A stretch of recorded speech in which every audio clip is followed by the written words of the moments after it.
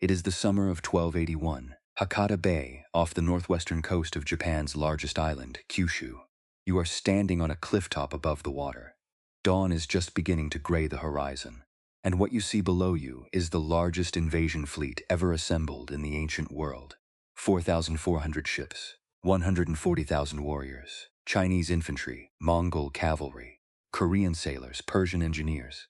A combined force drawn from the farthest reaches of the largest land empire in human history. The Mongol Empire of Kublai Khan pointed like an arrow at the heart of Japan. For 7 weeks, this armada has sat in the bay. For 7 weeks, the samurai defenders on the shore have held the seawall, outnumbered and exhausted, waiting for the final assault that will almost certainly destroy them. The Mongol generals have been methodical, patient, waiting for the perfect moment to unleash everything. The moment is almost here, and then the sky changes. What happens next is either a miracle, a meteorological accident, or as some historians now argue, evidence that the greatest invasion force the ancient world ever saw was already losing a war it had not yet fully fought. In the course of 48 hours, the sky opens. A typhoon of almost incomprehensible force rolls across Hakata Bay, and when it passes, every one of those 4,400 ships is gone. 140,000 warriors vanished. The Japanese, who had faced annihilation and survived, called it the kamikaze, the divine wind. And the Mongol Empire, which had conquered China, Persia, Russia, Poland, Hungary, Korea, and half of the known world, never invaded Japan again. This is the story of why. To understand why Kublai Khan sent his armadas against Japan, you have to understand what the Mongol Empire was and what it expected of the world. The Mongols were, by the 13th century, the most formidable military force on Earth, not because of superior technology, not because of overwhelming numbers, but because of speed, discipline, psychological warfare, and a logistical system that could sustain armies moving faster than any enemy could respond to. Genghis Khan, Kublai's grandfather, had unified the fractious nomadic tribes of the Mongolian steppe by 1206, and immediately turned his unified nation outward. Within a generation, Mongol armies had shattered the Jin dynasty of northern China, overrun the Khwarezmian Empire of Central Asia, destroyed the armies of Georgia and Armenia, raided deep into Poland and Hungary, and reduced city after city to rubble. The Mongol method was calculated and consistent. Surrender, submit, pay tribute, and you live. Resist, and you die along with everyone near you. The lesson was delivered in the most visible possible way, with no exceptions made for size, reputation, or the distance of the walls between you and the steppe. By the time Kublai Khan came to power in 1260, the empire stretched from Korea to Poland. He had inherited the eastern portion, China, Korea, Southeast Asia, and he was in the process of completing his grandfather's unfinished work, the conquest of the Song dynasty in southern China. But Kublai was also something his grandfather was not. He was a ruler who wanted more than tribute and submission. He wanted acknowledgement, ceremony, the recognition of other civilizations that the Mongol emperor sat at the top of the world's hierarchy. And in 1266, he turned his attention to a set of islands he had never seen, ruled by a people who had never responded to a single one of his letters. Japan. Between 1266 and 1272, Kublai Khan sent 6 diplomatic missions to Japan. Every single one of them was ignored. This requires some context, because from the Japanese perspective, the decision was not as irrational as it might seem. Japan in the 13th century was not governed by an emperor in any meaningful executive sense. The emperor existed in Kyoto, conducting ceremonies and providing cultural legitimacy, but real power had long since migrated to the shogunate, the military government of the samurai class, currently under the control of the Hojo clan as regents for a succession of young and largely ceremonial shoguns. The Hojo regents looked at Kublai Khan's letters, which were politely but unmistakably demanding that Japan acknowledge itself as a vassal state of the Mongol Empire, and begin paying tribute, and made a series of decisions that ranged from deliberate delay to outright contempt. Kublai's first letter, delivered via the Korean kingdom of Goryeo in 1268, described itself as an offer of friendship, but left no ambiguity about what lay behind the offer. It spoke of the boundless empire of the Mongols, and suggested that it would be unwise for Japan not to cultivate friendly relations. The subtext was as thick as the document itself. We have conquered Korea. We are finishing China. You are next in line, either as a vassal or as a conquest. Choose wisely. The Japanese court debated the letter for months and ultimately did nothing. No reply was sent. More letters came. More silence followed. By 1271, Kublai's patience had run out. He had by this point consolidated his control over northern China, renamed his dynasty the Yuan, and moved his capital to what is now Beijing. The Song dynasty in the south was dying. It would fall entirely by 1279. The Mongol Empire was at the absolute peak of its power, and still Japan had not written back. In 1274, Kublai Khan stopped writing. He sent ships instead. The first invasion force assembled at the Korean port of Masan in the autumn of 1274. It was not yet the titanic force that would come 7 years later. Kublai could not spare his full strength. The Song dynasty still needed finishing, and maintaining an empire the size of a continent required constant attention. What he sent instead was a testing force, approximately 23,000 soldiers and 15,000 Korean sailors, carried on around 900 ships. Still, by any standard of the time, an enormous force. The crossing from Korea to Kyushu took the fleet to Tsushima Island first, then to Iki Island. On both islands, the Japanese garrisons were small, and the results were catastrophic for the defenders. Tsushima's governor, So Sukakuni, led roughly 80 mounted samurai against the landing force. The samurai fought with extraordinary bravery and died to the last man. The Mongols took the island in hours. Iki fell even faster. And then the fleet crossed to Kyushu, to Hakata Bay. And what waited for them there was the first glimpse of a civilization that was going to be harder to break than anything the Mongols had previously encountered. Here is what the Japanese samurai did not understand, and would learn at terrible cost on that first day. Mongol warfare was nothing like Japanese warfare.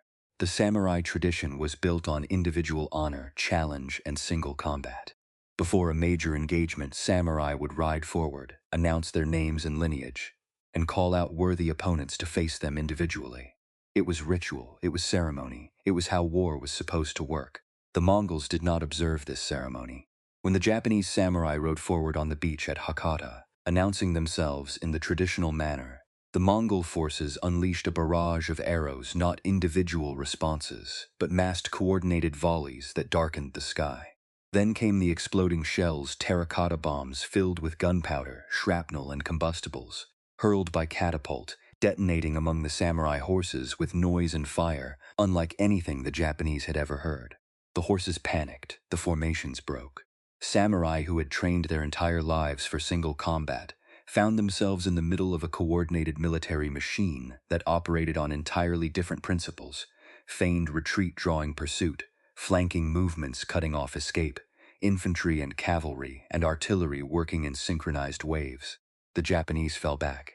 Hakata was burned, the Mongols advanced, and then night fell. The Mongol commanders made a decision that historians still debate. They ordered the troops back to the ships. Why? The most commonly cited explanation is weather. A storm was visible on the horizon, perhaps not yet the catastrophic force it would become, but enough to convince the commanders that riding out the night at sea was preferable to holding the beach. They had taken casualties during the day more than expected from a supposedly inferior enemy. The Japanese had fought with genuine ferocity even in chaos, and the supply situation on the ships was complicated enough that the commanders preferred to consolidate overnight and continue in the morning. During the night, the storm arrived. It was not the divine wind of 1281.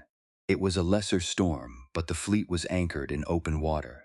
The ships were not designed for the conditions, and by morning somewhere between a quarter and a third of the invasion force had been lost. Some estimates put Mongol and Korean casualties from the storm alone at 13,000 men. The fleet withdrew to Korea. Japan had survived the first invasion, but nobody, not in Kyoto, not in Kamakura where the Hojo regents sat, and certainly not in Beijing where Kublai Khan was already planning the return, believed it was over. The 7 years between the first invasion and the second were among the most consequential in Japanese history, though they received relatively little attention compared to the drama of the storms themselves. In Kamakura, the Hojo regent Hojo Tokimune, he was only 23 years old when the first invasion came, understood with absolute clarity what the withdrawal meant. It was not a defeat, it was a pause. The Mongols were coming back, and when they came back, they would come in full. Tokimune responded with two things simultaneously. He executed the Mongol ambassadors, Kublai kept sending a deliberate and irreversible declaration that no diplomatic solution would be accepted, and he ordered the construction of a stone wall along the entire length of Hakata Bay, the seawall. The decision to build the seawall was not dramatic in appearance. It was stone, roughly 2 meters high, running for 20 kilometers along the coast where the first invasion had landed. It was not beautiful, it was not symbolic. It was simply engineering, the product of thousands of workers, years of labor, and the cold calculation of a regent who knew exactly where the next blow would fall. It would prove to be one of the most consequential pieces of military engineering in medieval Asia. Meanwhile, Kublai Khan's world was not standing still. By 1279, the last Song resistance had been crushed. The largest dynasty in Chinese history had fallen to Mongol power, and Kublai now controlled the full resources of China, including China's shipbuilding capacity, which was the finest in the world. He ordered the construction of an invasion fleet on a scale that would dwarf anything previously assembled. He also sent more ambassadors to Japan.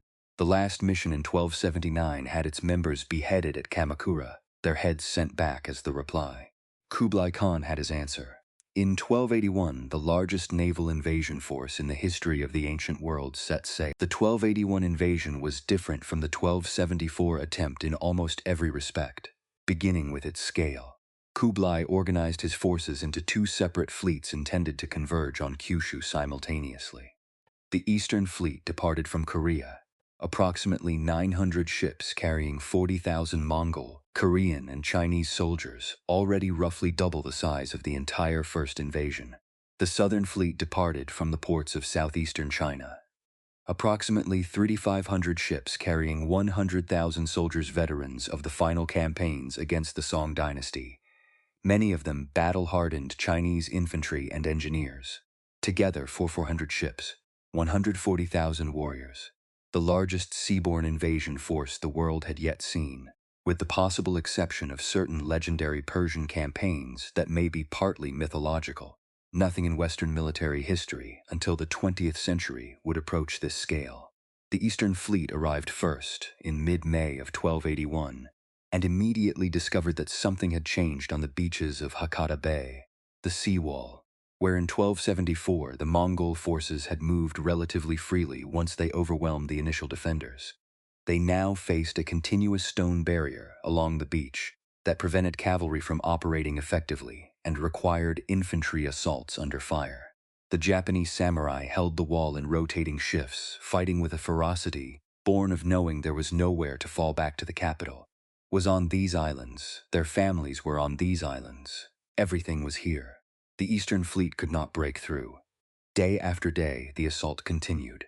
The Japanese defenders, now organized, supplied along coastal shipping lanes the Mongols could not fully interdict, and fighting from prepared positions held. Individual samurai made raids on the fleet at night, small boats of warriors paddling out under cover of darkness to board Mongol ships and fight the crews in close combat, cutting cables, disabling vessels, killing sailors. One warrior, Takazaki Suenaga, who commissioned a scroll documenting his exploits that survives this day, is recorded as having participated in multiple such raids, his remarkable story one of the few first-person accounts from the Japanese side. The Mongols took Iki Island as a staging post and pushed the Japanese back in a series of engagements on the coastline, but the seawall held. They were waiting for the Southern Fleet. The Southern Fleet was late. It was supposed to rendezvous with the Eastern Fleet in mid-June. It arrived in late June, weeks behind schedule, carrying the full weight of China's military resources, but also carrying problems that had begun long before the fleet left port. Here is where the story of the kamikaze becomes considerably more complicated than the divine intervention narrative allows. When marine archaeologists began excavating the wreck sites in Hakata Bay in the 1980s, and intensively from the 2010s onward, they found something that rewrote the conventional understanding of what happened in 1281. The ships were wrong. Specifically, a significant portion of the Southern Fleet's vessels, the ones carrying 100,000 soldiers, were not purpose-built ocean-going warships. They were river vessels, flat-bottomed riverboats designed for the inland waterways of China, hastily repurposed for the ocean crossing, because Kublai Khan had imposed a construction deadline that China's shipyards could not meet with purpose-built hulls. The wreck evidence is explicit. The hulls recovered from the bay floor show construction shortcuts, inadequate structural reinforcement, and design characteristics completely inappropriate for the open sea. The riveting patterns, the way the planks were joined, are the patterns of rapid, expedient construction, not the careful work of experienced ocean shipbuilders. Scholars now believe that up to half of the Southern Fleet may have been structurally compromised before it ever faced a Japanese defender. But it gets worse. The Southern Fleet had been sitting in Hakata Bay for 7 weeks by the time the typhoon arrived. 7 weeks. In the late summer heat of southern Japan, in overcrowded ships, with inadequate sanitation and supplies running low. Disease had spread through the fleet. Morale had deteriorated. The expected quick conquest had become a grinding siege against defenders who refused to break. Kublai Khan had sent his most powerful force to sea in inadequate ships, after insufficient preparation time, against an enemy that had 7 years to prepare for exactly this moment, and then anchored it in a bay for nearly 2 months while waiting for a breakthrough that never came. By the time the typhoon found the fleet was already in trouble. Before the storm arrives, we need to stop here and hold this moment, because the story of the kamikaze, told too often as a meteorological event with Japan as passive recipient of divine favor, erases something essential. The Japanese fought, not with the numbers or the resources or the military machinery of the Mongol Empire, but with extraordinary skill, adaptability, and ferocity. And in the 7 weeks the Mongol fleet sat in Hakata Bay, the Japanese military performance was, by any objective assessment, remarkable. Consider what they faced.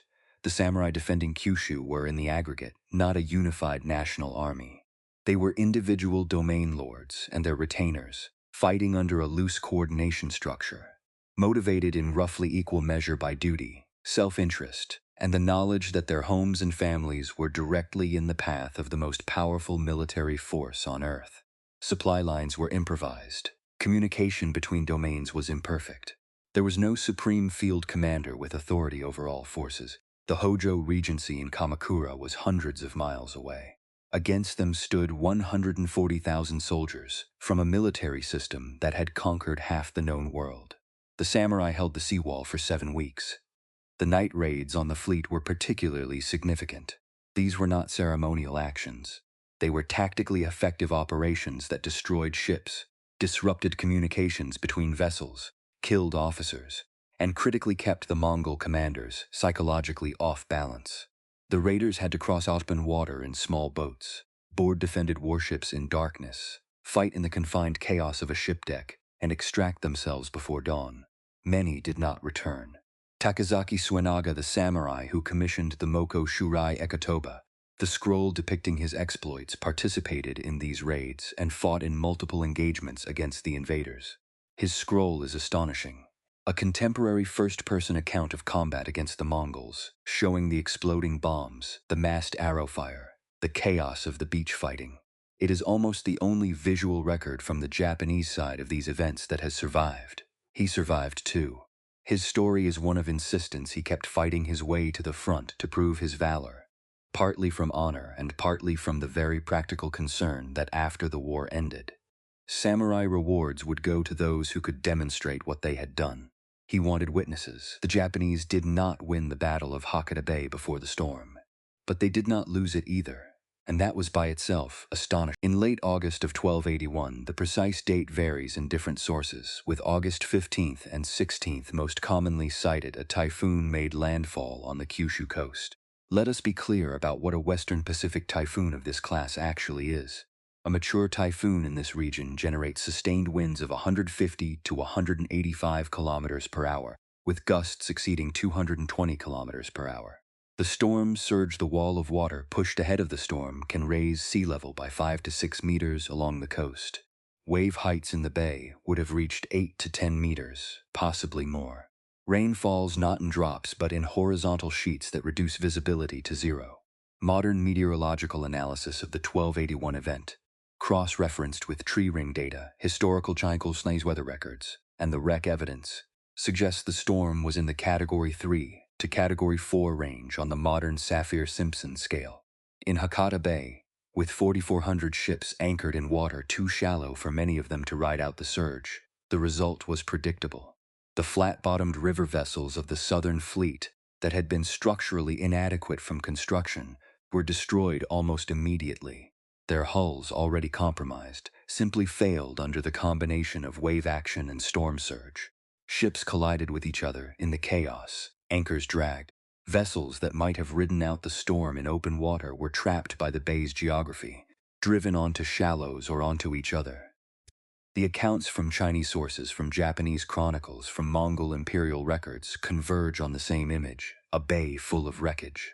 Ships reduced to floating debris. The surface of the water covered with bodies and broken timber from one shore to the other.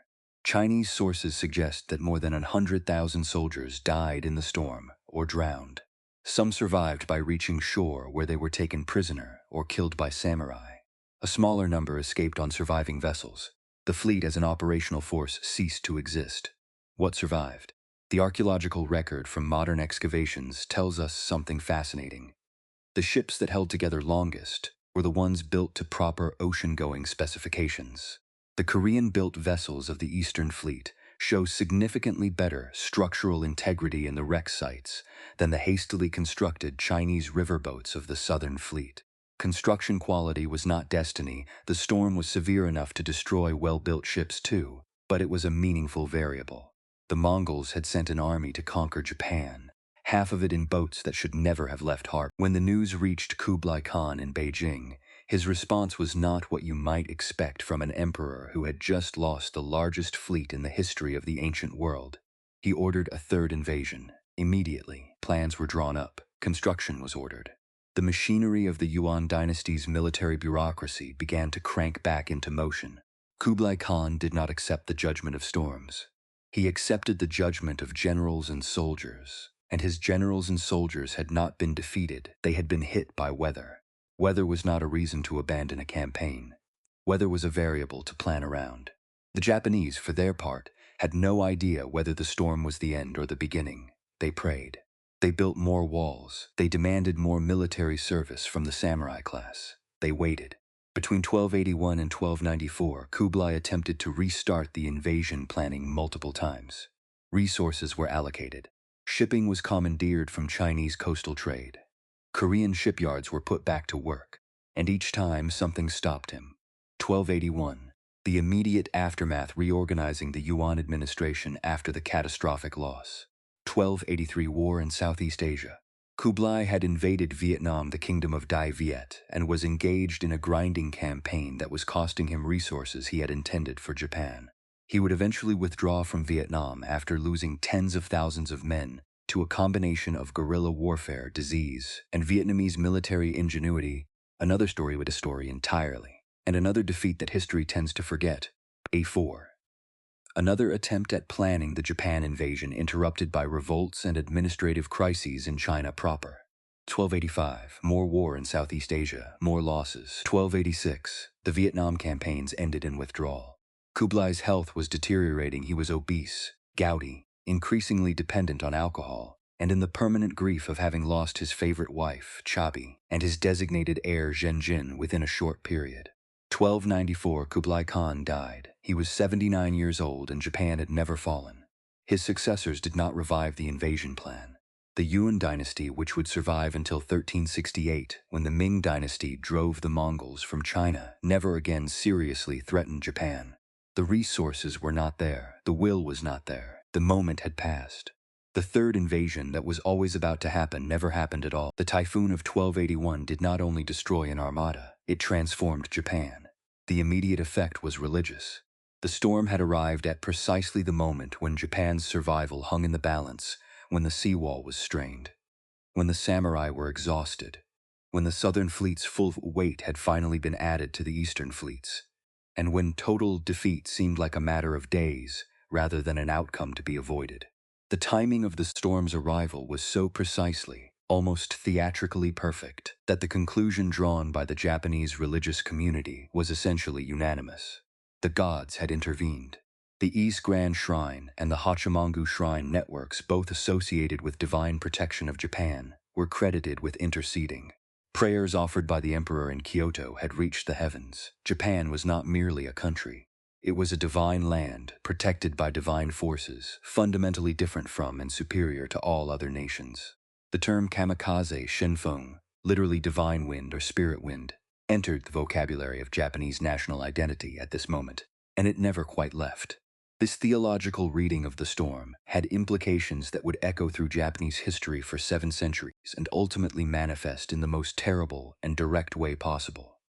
In 1944 and 1945, when Japanese pilots flying suicide missions against the United States Navy were called kamikaze, the divine winds invoked again, in the hope that what had saved Japan from one naval superpower might somehow be conjured again against another. It could not.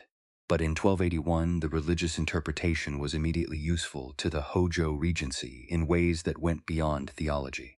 The other immediate consequence of the storm was a political crisis because the samurai who had defended Hakata Bay wanted to be rewarded for their service, and the Hojo Regency had nothing to give them. In normal warfare, a victorious lord could distribute conquered territory and plunder to his warriors. The more land you took, the more you had to give. But Japan had not taken any territory. Japan had simply survived. The Mongols left nothing behind except broken ships and drowned soldiers. There was no plunder. There was no new land. There were only exhausted samurai with legitimate claims to reward for real service who received essentially nothing. The Hojo regencies tried to manage this through religious donation funding temples and shrines in the names of warriors who had served, but money and land were what samurai wanted and needed, and the Regency could not produce them. The financial and political strain of maintaining defensive readiness against a third Mongol invasion that never came, building more walls, maintaining more troops on alert, funding prayers and rituals ate through the Hojo Regency's resources and authority over the following decades. By 1333, the Hojo Regency had collapsed. The Mongol invasions had, paradoxically, saved Japan from external conquest, and then helped accelerate the internal political crisis that destroyed the government that had organized the defense. One of the remarkable things about the story of the kamikaze is how much of it is still being actively rewritten by science. The wreck sites in Hakata Bay were first systematically investigated in the 1980s by Japanese archaeologist Torao Mozai, who used side-scan sonar to map debris fields in the bay.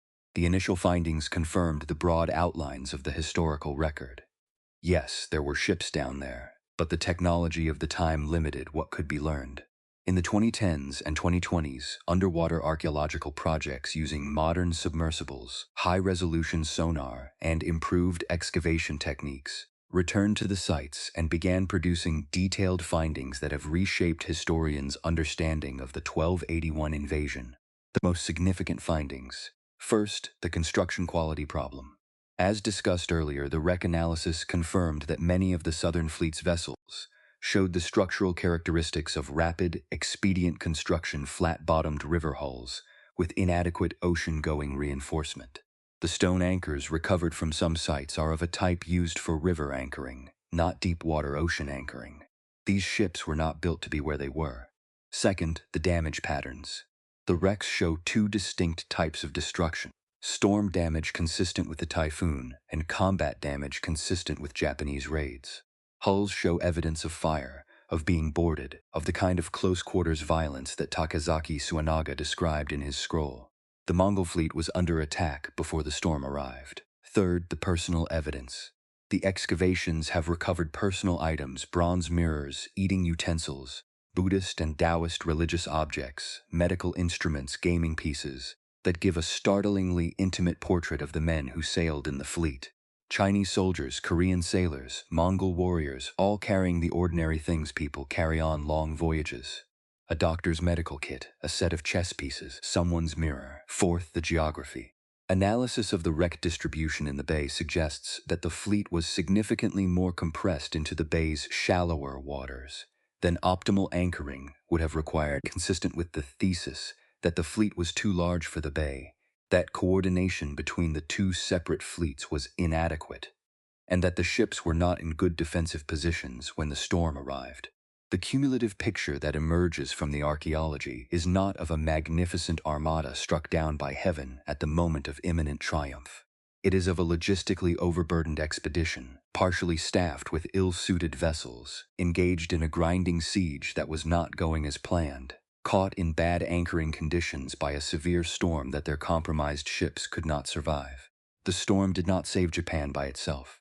Japan was saved by 7 years of preparation, 20 kilometers of stone wall, the ferocity of individual samurai in night raids and defensive stands, the incompetent shipbuilding of an empire under too much deadline pressure, the strategic overextension of a ruler fighting too many wars at once, and the arrival of a Category 3 typhoon at the precise moment when all of those factors had placed the invading fleet at maximum vulnerability. The divine wind blew, but Japan had already been doing the work. Let us stop here, as historians sometimes must, and ask the question that the facts themselves raise. What if the storm had not come? What if the typhoon had tracked 50 kilometers further north? What if the second invasion had come in spring rather than late summer outside typhoon season? What if the Southern Fleet's ships had been built properly? This is not idle speculation. It is the question that unlocks the full significance of what the kamikaze prevented. The Mongols had conquered civilizations that were militarily, culturally, and economically comparable to Japan. The Song dynasty, which had one of the most sophisticated civilizations on Earth in the 12th century, with gunpowder, printing, advanced agriculture, and a population of perhaps 60 million had fallen. Persia had fallen. The Abbasid Caliphate, the center of Islamic civilization, with the great library of Baghdad as its intellectual heart, had been sacked in 1258 and never recovered its former eminence. Poland had been raided to the point of depopulation in some regions. Japan would not have been exempt. A Mongol-occupied Japan would have meant, at minimum, the destruction of the samurai class as an independent political force, the complete integration of Japan into the yuan tribute system, the wholesale extraction of Japan's agricultural surplus to support yuan military campaigns, the suppression of the Zen Buddhist institutions that were at this moment incubating much of what would become classical Japanese culture, the arts, the aesthetics, the philosophical frameworks that we now identify as distinctively Japanese. Would Japan have recovered, as China eventually recovered after the Mongol occupation? Possibly. Korea recovered, after a fashion, but it took generations and the recovery was incomplete. The Mongol period left permanent scars on Korean political culture that historians still trace. Japanese culture as it actually developed in the 14th, 15th, and 16th centuries, the golden age of samurai culture, no theater, the tea ceremony, landscape gardening, swordsmanship as philosophy. The aesthetic concept of wabi-sabi was shaped in environments of political autonomy and spiritual independence. Those environments require not being occupied by the most militaristic empire in the history of the world. The kamikaze saved more than lives. It may have saved a civilization's capacity to become itself. Japan was not the only place the Mongols failed. This matters because the failure in Japan tends to be narrated as singular divine intervention, exceptional circumstances, the particular grace of Japanese geography. But placing the Japanese campaigns in their broader context reveals something more interesting. The Mongol Empire's limits were real, geographical, and consistent. Vietnam, Kublai invaded 3 times in 1258, 1285, and 1287, and withdrew all 3 times after costly campaigns. The Vietnamese, like the Japanese, combined fierce resistance with terrain advantage, and the ability to wait out the logistically demanding Mongol force until disease and exhaustion forced withdrawal. Java. Kublai sent an invasion force to Java in 1293. The Javanese ruler Kartarajasa, playing an extraordinarily skillful diplomatic game, initially appeared to submit to Mongol authority, requested military assistance against a rival, and then, once the Mongol army was deep in Javanese territory, attacked it from behind while the rival kept it occupied in front. The Mongols withdrew with significant losses. India. Mongol raids penetrated deep into the subcontinent but never achieved permanent conquest. The Delhi Sultanate repelled multiple Mongol incursions, sometimes decisively. The pattern that emerges across these failures is consistent. The Mongol military system, which was optimized for rapid movement across open steppe and plains terrain, struggled against navally insulated targets, Japan, jungle and river environments, Vietnam, Java, and opponents who declined to meet them in the open field pitched battle where Mongol cavalry tactics were decisive. Japan was not a miracle. Japan was the logical outcome of geographic insulation applied to a determined and well-prepared defense. The ocean was always Japan's greatest ally. The kamikaze simply made that alliance visible in the most dramatic possible way. Before the final reflection, let us return to the man who is perhaps most responsible for Japan's survival, and who receives far less attention in the Western telling of this story than the storms do. Hojo Tokumuni was 20 years old when Kublai Khan sent his first diplomatic letter. He became regent of Japan at 22, inheriting a situation of existential threat that he had done nothing to create and from which he could not escape. He is recorded as having sought counsel from his Zen teacher, Mugaku Sogen, in the face of the invasion threat. In one famous exchange, Tokumuni told the monk that the Mongols were coming, and he felt weak with fear. The monk asked him, "Where does the fear come from?" Tokumuni stood up straight. "Katsu," he shouted a single syllable, a shout of absolute resolve. The monk told him, "That is the spirit that faces the Mongols." Whether this exchange is historical or partly legendary, it captures something true about the man. Tokumuni executed the Mongol ambassadors, an act of irreversible commitment that foreclosed any possibility of negotiation. He organized the construction of the seawall. He managed the political complexity of coordinating independent samurai lords into a coherent defense. He navigated the religious politics of a court that wanted to believe the gods would protect Japan while also building 20 kilometers of stone wall, just in case they didn't. He was 40 years old when he died in 1284, 3 years after the second invasion, with the threat of a third still real. He had been regent for 18 years, through the most dangerous period in Japanese history to that point, and he had not lost.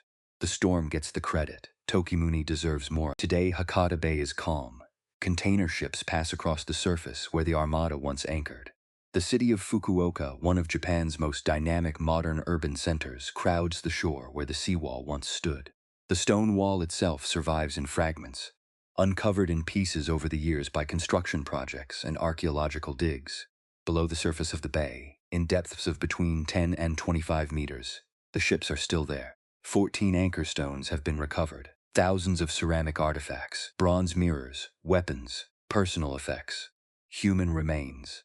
The fleet that Kublai Khan spent years and fortunes assembling, that carried 140,000 warriors across the sea to conquer an unconquered civilization, is still in the place the storm put it. Hakata Bay is in some sense the largest open-air military museum in the world. And the question the ships leave us with is one that the Japanese themselves grappled with for centuries after 1281. Were they saved by the gods, or were they saved by themselves? The honest answer, as best as history and archaeology can reconstruct it, is both and neither cleanly. They were saved by 7 years of preparation and 20 kilometers of stone. They were saved by samurai who fought night raids in small boats against the largest fleet in the world. They were saved by an empire that overextended itself across too many fronts with too little preparation. They were saved by shipbuilders who cut corners under impossible deadlines. They were saved by the Pacific typhoon season, which runs from July to October and makes Hakata Bay in late August one of the more dangerous anchorages in East Asia. And perhaps they were also saved by something that no archaeology can excavate and no meteorology can model. The particular alignment of a people's determination with the particular geography of the sea that surrounds them. The wind that destroyed Kublai Khan's fleet was not divine, but the civilization it protected may, in the totality of what it became, deserve the word. The word kamikaze traveled far from 1281. It arrived at its darkest destination in the autumn of 1944, when Japan, fighting a war it could not win, against an American naval power so overwhelming that conventional resistance had become impossible, invoked the memory of the divine winds one final time. Young men, trained as pilots, flew aircraft loaded with explosives into American warships. They were told they were the kamikaze. They were told the spirit that had saved Japan 7 centuries before lived in them. It did not save Japan. The two kamikaze are separated by 6.5 centuries and an ocean of moral distance. But they are connected by something real. The way a single event, a storm, a salvation, a miracle, can be absorbed into a civilization's understanding of itself so completely that it becomes both a comfort and a trap. Japan was not saved in 1281 because it was divine. It was saved because it prepared, it fought, it endured, and it was lucky. The lesson that luck is not a strategy that no divine wind can substitute for the long, grinding, unglamorous work of building walls and training warriors and making good ships is perhaps the most important thing the kamikaze story has to teach. The ocean saved Japan in 1281, but the ocean is not always on your side. If you found yourself caught up in this story in the scale of what Kublai Khan attempted, in the men who held the seawall, in the ships still sitting on the floor of Hakata Bay, then this is exactly the kind of story this channel exists to tell.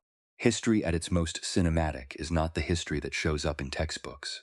It is the pivot points, the moments where a different storm track, a better built ship, a different decision in a Beijing palace would have produced a completely different world. Subscribe if you want more of these. Hit the bell so you don't miss the next one. And leave a comment with the moment in this story that changed how you thought about it: the ships, the seawall, the samurai raids, Tokimuni's Zen teacher, the word kamikaze, traveling 6 centuries to 1944. Tell me what landed. The next story is already waiting for you. The past is not finished. It never is.